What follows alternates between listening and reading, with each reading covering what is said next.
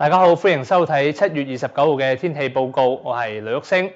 我哋先睇睇大範圍嘅衛星雲圖，我哋見得到嘅同廣闊低壓槽相關一對流雲團正係覆蓋緊廣東沿岸同埋南海北部。喺雷達圖像顯示我哋見得到嘅同佢相關嘅驟雨正係影響緊珠江口一帶㗎。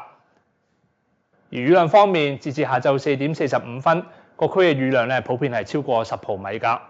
而部分地區嘅驟雨係稍為多一啲，例如大嶼山嘅累積雨量就係相對高一啲㗎。至於氣温方面，各區嘅最高氣温係介乎26至到28度。